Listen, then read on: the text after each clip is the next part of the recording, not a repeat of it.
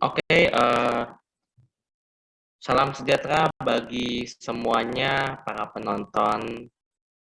Semoga kalian selalu sehat, selalu berbahagia dan indah. Mungkin nih kalau nanti muka saya agak nggak hilang-hilang ini karena kameranya lagi agak kurang bagus sih, tapi nggak apa-apa.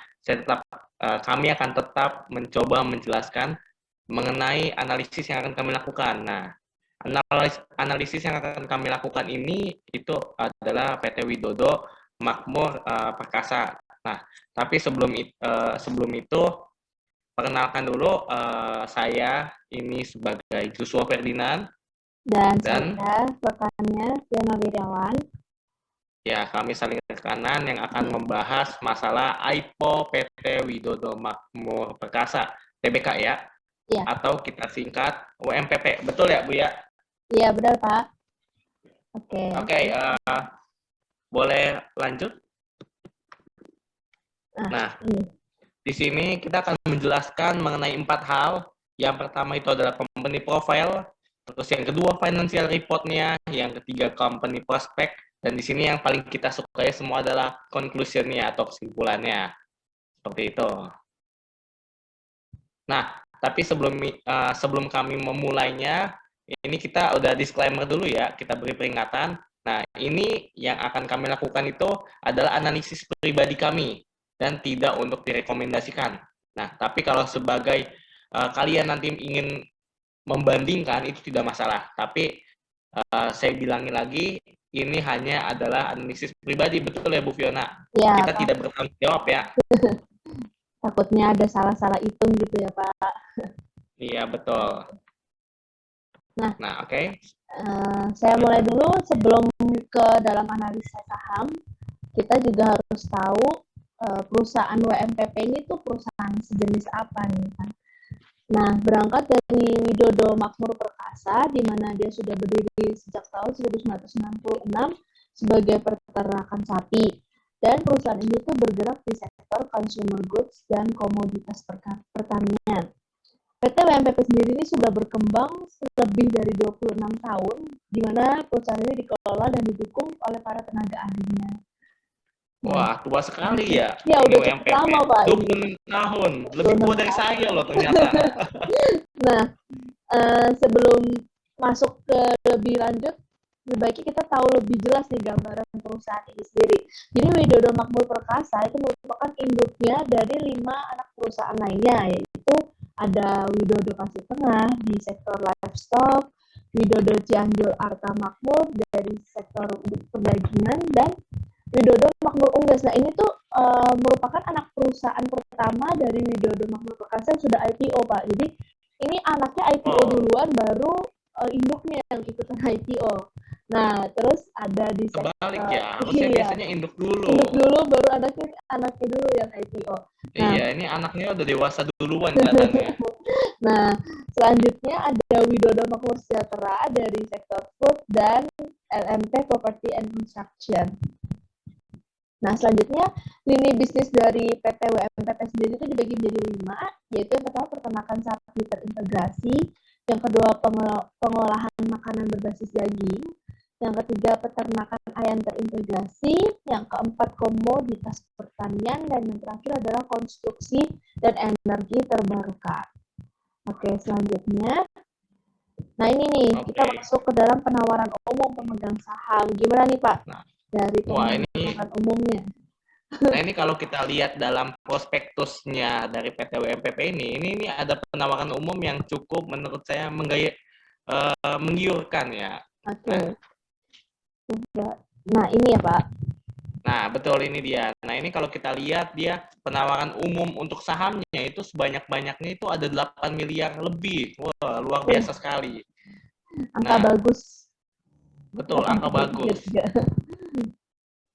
Nah, lalu setelah itu setiap saham itu dia bisa mewakili sebanyak-banyaknya sebesar 25% dari modal yang ditempatkan. Luar biasa.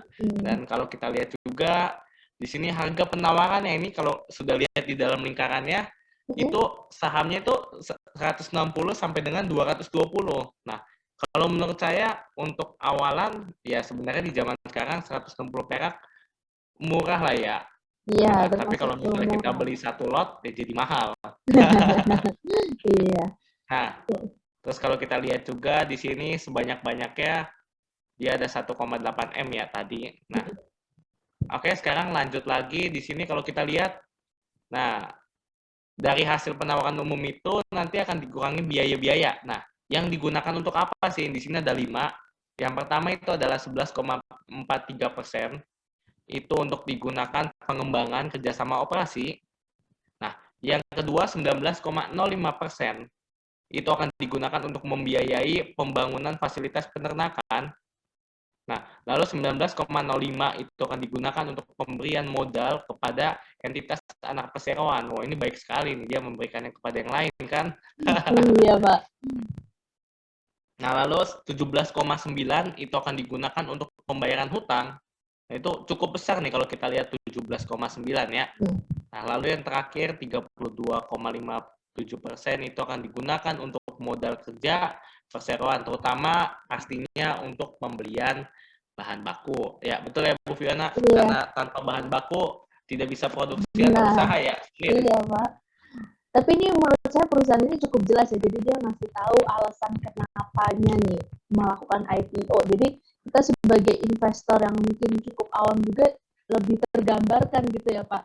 Oh, jadi perusahaannya Betul, untuk apa gitu. Kenapa ngelakuin IPO. Oke. betul. Kalau emang keresahan untuk tiap orang itu adalah ingin menanam saham tapi nggak tahu Iya, benar-benar. pengeluarannya untuk apa. Nah, ini dia direncanakan, ini bagus sekali emang. Oke. Jadi minimal kita tenang lah untuk apanya. Benar-benar, Pak. Ini kita Nah, ini masuk ke financial iya, report. financial report-nya ya, Pak. Ini kalau berdasarkan prospektusnya dapat diketahui bahwa total aset lancar dari PT UMPP sendiri ini, oh ini kotaknya kurang turun ya, jadi di angka 2 triliun per kuartal kedua kemarin. Nah ini cukup banyak ya aset lancarnya. Selanjutnya untuk total aset tidak lancarnya sendiri ini berada di angka 2,1 triliun. Jika dibandingkan sih sebenarnya setiap tahunnya mengalami peningkatan ya dari 2018 ke 2019 sampai ke kuartal kedua dari 2021 ini. Terus untuk liabilitas jangka pendek atau utang jangka pendeknya, jika kita lihat ini mencapai 1,8 triliun di kuartal kedua 2021. Nah ini Wow. sepertinya nih Pak, kayaknya ada setelah tadi dijelaskan semakin terlihat ya kenapa UMPP ini Iya, betul, melakukan betul, betul. IPO ya kan. Setelah Iya, dilihat coba lebih tadi. lanjut Iya, dari coba tadi laporan keuangan, dilihat neracanya Ibu Fiona. Total neracanya tadi, total oh 2,1 ya iya, padahal. yang ini 2,1 tapi liabilitas jangka pendek atau utangnya ternyata juga cukup banyak ya kan.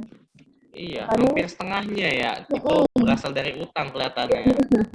makanya melakukan IPO ya perusahaan BMTP ini. Oke, selanjutnya untuk liabilitas jangka panjang atau utang jangka panjang ini diketahui sekitar 782 miliar dari kuartal kedua 2021. Nggak sebanyak jangka pendeknya. Nah, ini diringkas secara 3 perspektif. Dari total aset itu ada sekitar 4,1 triliun, untuk total liabilitasnya di 2,6 triliun dan total ekuitasnya di 1,5 triliun.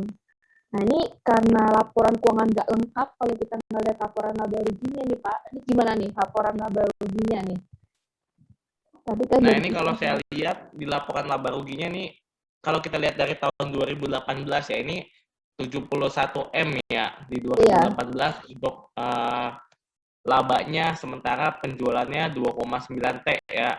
iya Pak. Nah, terus kalau kita lihat pergerakannya semakin tahun 2019, 2020 semakin naik ya. Walaupun sempat Mm, 2019 turun 100 juta, turun 100 M, tapi di uh, 2020-nya naik lagi. iya Nah, itu bagus sih. Nah, kalau kita perbandingkan antara 6 bulan dengan 6 bulan antara 2020 dan 2021, itu kalau kita lihat cukup signifikan ya Bu Fiona ya. iya. 1,5 M dengan 2,7 M.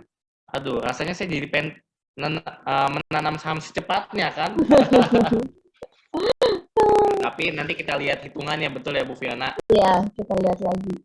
Ini kan laporan keuangannya. Nah, selain itu ada apa nih Pak? Faktor risiko ya. Setiap perusahaan tuh Nah, pasti faktor nggak akan risikonya. lepas nih dari resiko.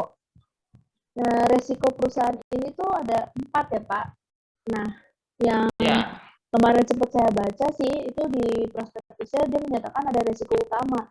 Mungkin kalau nggak salah resiko utama itu lebih seperti risiko bawaan perusahaan. Jadi tidak bisa hilang atau diminimalisasi bisa, tapi hilang mungkin kurang kayaknya Pak. Nah ini tuh betul, betul. adanya wabah penyakit yang merugikan. Jadi kan karena dia peternakan sapi ya Pak, seperti mirip kayak unggas juga kan, ketika ada wabah Betul. penyakit pasti kan signifikan ini perubahannya buat kegiatan operasionalnya dia. Jadi ini termasuk salah satu risiko utama kalau punya peternakan nih ya Pak. Iya, betul-betul. Iya, itu resikonya berusaha dengan makhluk hidup ya. Iya Wabah kan. penyakit. Itu udah sulit untuk dihindari kelihatannya. Karena semua makhluk hidup itu pada dasarnya dua hal. Kalau nggak sakit, meninggal kan. Iya Pak.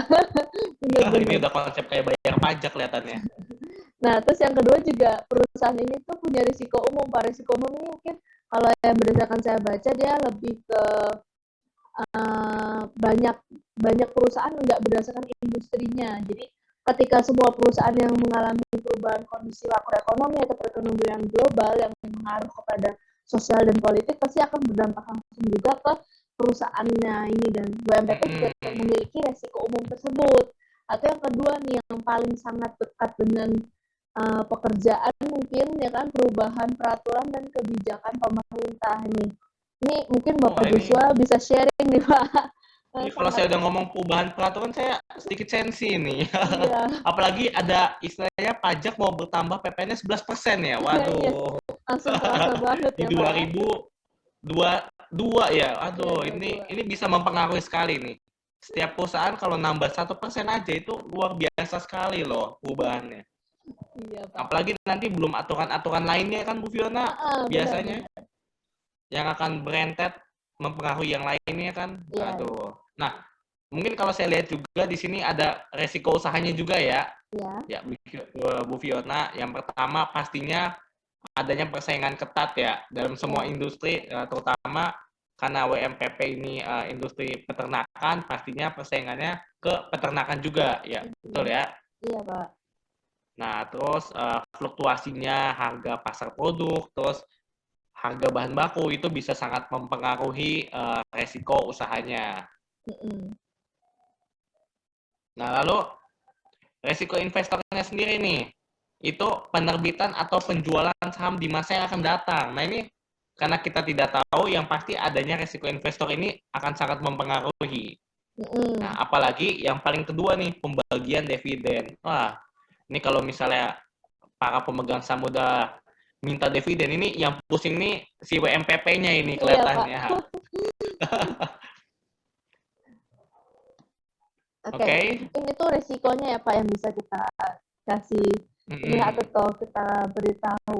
Nah, selanjutnya masuk ke valuasi perusahaan. Ini yang ditunggu-tunggu nih Pak, pasti ketika menonton video tuh, setelah kita kasih penjelasan mengenai gambaran perusahaannya, ini gimana nih, jadi Betul, invest betul. atau enggak ya kan ke WMPP. Iya, Nah, sebelum masuk ke perhitungan valuasinya, lebih baiknya kita juga membandingkan dengan kompetitornya nih Pak. Walaupun betul. WMPP Setuju. itu di perusahaan daging sapi, namun ini saya melakukan perbandingannya sesama peternakan, tapi yang ini unggas ya Pak. Nah, Ya, ini karena kita sendiri susah untuk membandingkan dengan ya, peternakan sapi juga kan. nah masih sedikit mungkin ya. Nah, Iya, daripada kita peternakan yang lain kan. Nah, jadi kita menggunakan ayam saja. iya. Contohnya ini yang pertama kompetitornya itu Main atau Malindo Feed Mill. Ini nih kalau apa orang investor-investor ini ngeliat yang hijau-hijau nih apa ya, cukup Wah, membuat senang ya Pak ya. semangat saya. Ini Iya, semangat saya setiap ngeliat saya hijau-hijau, semangat saya. apalagi makin ke atas makin semangat ya Pak hijaunya ya. Iya, makin ke atas makin terdepan kan. Udah kayak moto suatu perusahaan kan. Iya. Nah, terus kompetitor yang kedua yaitu CPIN. Nah, ini juga bergerak sama di perusahaan unggas. Ini juga hijau-hijau nih, Pak. Iya, Terus, walaupun kelihatannya ada merah-merahnya sedikit iya. ya. Nah, ini yang ketiga itu Widodo Makmur Unggas. Nah, ini merupakan anak perusahaan dari WMPP, Pak. Cuman mereka sudah IPO terlebih dahulu di Maret 2021. Nah, Waduh, iya ini nih. kalau saya lihat WMUU malah merah ya kelihatannya. Aduh, ini untuk komparasi ya kan. Nah, Ini untuk komparasinya gimana cara meyakinkannya kita nih? tenang, ini kan anak perusahaannya, kita induknya. Seharusnya kita Oh punya iya, prospek betul yang itu. lebih bagus, Pak, ya kan. Nah, Iya, terus yang karena induk pasti uangnya lebih banyak daripada anak benar, perusahaan. Pak, benar. Nah, harapannya begitu ya. Nanti kita lihat di akhir pembahasannya. Terus yang terakhir ini JPFA. JPFA ini sama di perusahaan unggas juga peternakan. Mungkin kalau JPFA ini yang saya sempat lihat atau cari tahu ini contoh produknya tuh so nice, so good gitu, Pak. Jadi mungkin ini lebih dekat dengan lingkungan di masyarakat kali nama JPFA ini. Oh, makanya tinggi ya dia, karena dia Iya. nggak cuma unggas doang ya. Oke, Heeh. oke. Nah, mungkin ini perbandingan untuk kompetitornya. Terus untuk lebih detailnya bisa dijelaskan nih Pak dari perhitungannya. Gimana Oke, nih? nah ini kalau kita lihat nih, ini ada harga, ada BV, ada PBV, ada PER Iya. ya, terus ada yang bagian B dan C itu ada WMPP, ada dua, terus yang Iya. E sampai H itu adalah perusahaan lainnya. Nah, ini kalau kita lihat seandainya nih, ini jumlah sahamnya ada 3,333 sekian untuk WMPP, lalu equity-nya ada 1,5 T sekian, terus net profit-nya ada 110 juta, 110 miliar, aduh juta mulu ini pikiran saya nih. Nah, lalu ada total utangnya 2,6 T. Nah, seandainya CAPS-nya itu adalah 533 sekian. Nah, ini kalau kita lihat, sebenarnya WMUU ya balik lagi sama JPFA itu unggas. Nah, tapi WMPP itu lebih ke sapi, karena kita kesulitan untuk mencari pembandingnya. Tapi tidak masalah karena sama-sama peternakan. Nah, kalau kita lihat di sini lagi, apabila harganya 160 lalu BV-nya 4,7, sementara PBV-nya itu adalah 3,40 kali ya, itu sebenarnya termasuk yang termahal Bu Fiona. Nah, selisihnya walaupun sedikit dibandingkan dengan CPIN ya untuk yang PBV-nya. Kan kalau kita lihat 3,4 kali dengan 3,99 kali ya. Seperti itu. Nah, kalau kita lihat nih, di sini PER-nya 48,48 kali. Itu WMPP termasuk yang paling besar di antara WMUU, JPFA, dan yang lainnya. Nah, karena PER-nya tinggi, itu otomatis akan menghasilkan laba yang lebih kecil dari yang lainnya. Seperti itu. Nah, tapi DER-nya itu juga termasuk di angka yang menurut saya cukup terbesar DER-nya. 166% dibandingkan yang lainnya. Ya, iya. Karena itu, nah, karena DER-nya tinggi, mereka ingin melakukan IPO karena bertujuan sebagian untuk membayari hutang-hutang usaha mereka. Makanya tadi di rencana awal ya, Ibu Fiona. Iya, sudah tergambarkan. Ternyata benar ya, Pak ya. Betul, sudah tergambarkan. Sehingga mereka mau dengan DER 166% dan mereka melakukan IPO, dan itu salah satunya untuk membayar hutang-hutang mereka. Seperti itu. Nah, terus kalau kita lihat juga ROE-nya itu 7,04% ya. Nah, itu kalau dibandingkan dengan yang lain, ada 7,9, 12, terus 10, sebenarnya itu menurut saya 7,04 adalah yang standar. Nah, padahal kalau kita lihat JPFA itu 12,37. Nah, kenapa tinggi? Nah, itu yang mungkin tadi betul kata Bu Fiona sebutkan, karena tidak menjual hanya peternakan ayam saja ya, unggas saja ya. Benar-benar. Dia juga jual produk olahannya, Pak. Pintar Betul, olahannya juga dia siapkan kan. So nice dan so good. Iya. Nah, seperti itu. Nah, kalau kita lihat lagi juga di sini EPS-nya itu 3,3 ya. Iya. Nah, itu termasuk yang paling kecil dari yang lainnya. Nah, Tapi kalau kita lihat sebenarnya untuk awalan WMPP itu dengan harga atau range 160 sampai 220 itu kalau kita bisa bilang termasuk WMPP yang premium, termasuk bagian yang mahal. Harga sahamnya ya Pak, premium ya. Harga sahamnya untuk awalannya itu Mm-mm. termasuk yang paling mahal. Nah, sekarang kita coba bandingin nih, kalau WMPP-nya harganya 220. Mm-mm. Bagaimana nih kalau WMPP 220? Nah, kalau kita lihat PBV-nya jadi naik 4,68 kali ya, di mana itu melebihi semuanya, bahkan melebihi CPIN yang tadi ya kita lihat 3,99 kali ya. Iya. Seperti itu. Nah, sehingga kalau kita lihat di sini pair-nya itu akan menjadi 66,66 kali. Nah, tapi pada dasarnya Bu Fiona, pair itu tuh sebenarnya yang paling bagus itu di bawah 15 kali. Oh, justru bukan gede-gedean angka pair ya Pak ya? Betul. Oh. Pair itu lebih baik di bawah 15 kali. Sehingga kalau kita lihat di sini, JPFA lah dan main itu yang paling bagus untuk pair-nya. Okay. Karena di bawah 15 kali. Seperti itu.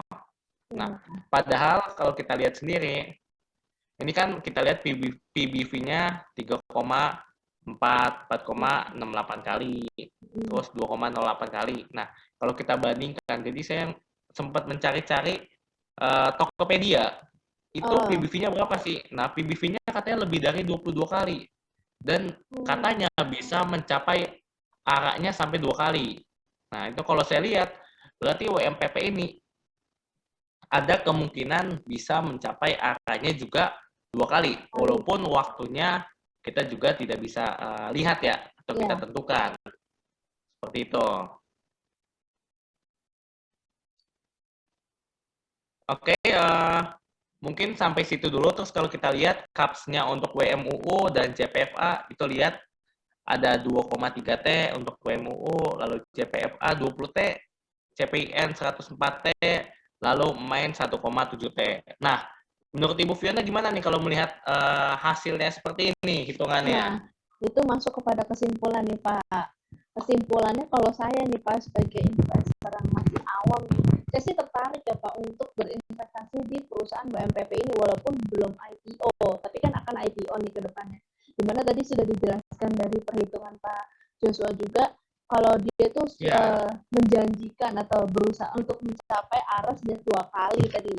Nah, itu kan cukup menggiurkan ya Pak sebagai investor awal di mana sebuah perusahaan baru masuk IPO sudah dijanjikan keuntungan ya kan, dimana 2 kali sebanyak 2 kali lagi arahnya kan. Kalau saya sendiri sih sepertinya setuju nih Pak untuk menginvestasikan di perusahaan WMPP. Kalau Pak Joshua gimana nih Pak? Wah, ini begitu udah muncul di IPO langsung pengen saya investasikan ini. Sebanyak-banyak ya Pak.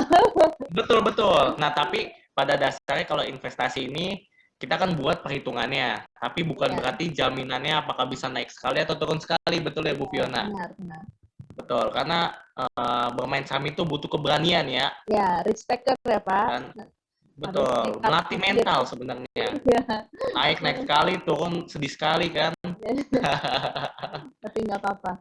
Semoga perhitungan ini juga bisa menjadi gambaran sedikit ya Pak buat penonton atau mungkin yang melihat video ini bahwa gimana caranya memprediksi untuk perusahaan yang belum IPO gitu kan.